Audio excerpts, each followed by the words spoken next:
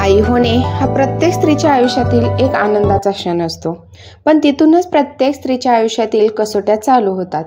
खास करून new Maugham म्हणजे नुकतेच बाळ झालेल्या अशा स्त्रियांना शरीराचा त्रास, झोप कमी, थकावट आणि त्याच वेळी बाळाच्या छोट्या मोठ्या जबाबदाऱ्या पूर्ण करण्याचे कर्तव्य.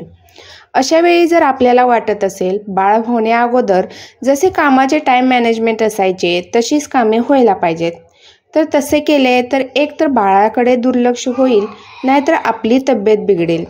बाळ झाल्यावर एक काम झाल्यावर लगेच दुसरे काम करणे हे शक्यच नाही, कारण कधी कधी बाळ रडू लागते, कधी बाळाला भूक लागते, तर कधी डायपर चेंज करावे लागते.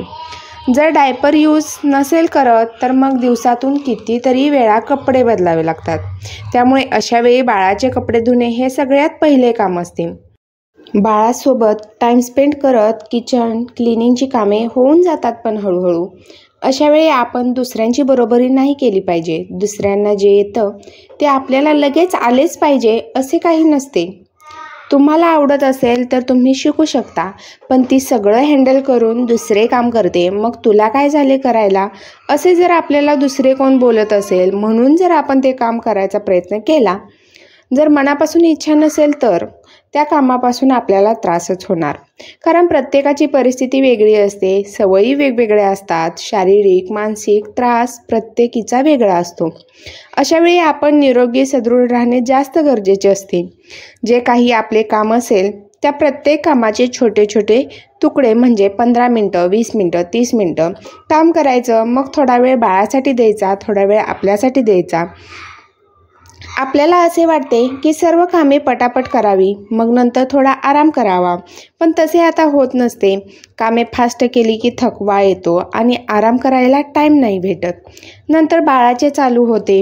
यावेळी हार्मोन्स इनबॅलन्समुळे मग आपली चिडचिड पण होत राहते. बाळासोबत टाईम फिक्सिंग हे शक्यच होत नाही.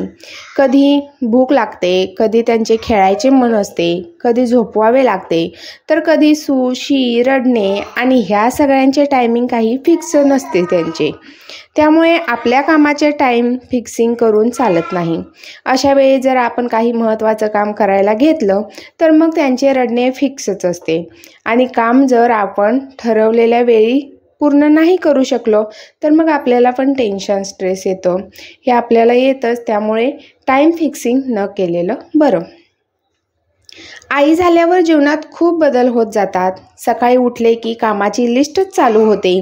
बाळाचा खाऊ, कपडे, घरचे काम, ऑफिसचे काम, ही लिस्ट रात्रीपर्यंत चालू राहते. रात्री पण बाळाचे मन खेळायचे असेल तर मग बिनधास्त अशी काही झोप लागतच नाही. जेव्हा बाळ झोपेल तेव्हा शांत झोप लागते. कधी कधी मध्यरात्रीच त्यांचे रडणे चालू असते. भूक लागते किंवा घाबरणे, आजारी पडल्यावर रात्री रडतात ते वेगळं. हां, आपण जर तब्येत नीट नाही जपली, आपण आजारी पडलो की बाळ पण आजारी पडतेच. अशा वेळी शारीरिक त्रास होतोच, पण मानसिक त्रास पण खूप होतो.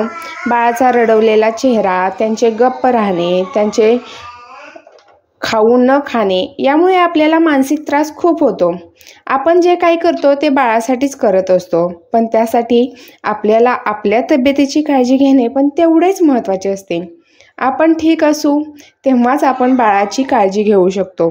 त्यासाठी योग्य आहार टाईम काढून योग्य वेळी घेतलाच पाहिजे. बाळ लहान असल्यामुळे सलग 6 ते 7 तास झोप घेणं शक्य नसते. त्यामुळे वेळ भेटेल तसे आराम घेणे, असे काही नियोजन केले तर चिडचिड होणार नाही आणि बाळासोबतचा जो आपला गोल्डन टाईम पण आपण एन्जॉय करू शकतो. नंतर भेटूया अशाच एका नवीन व्हिडिओसोबत. तोपर्यंत मस्त राहा, काळजी घ्या. व्हिडिओ आवडल्यास व्हिडिओला लाईक करा, शेअर करा. तसेच आपल्या चॅनेलला सबस्क्राईब केलं नसेल तर चॅनेलला सबस्क्राईब करा आणि सोबतच असलेल्या बेल आयकॉनलाही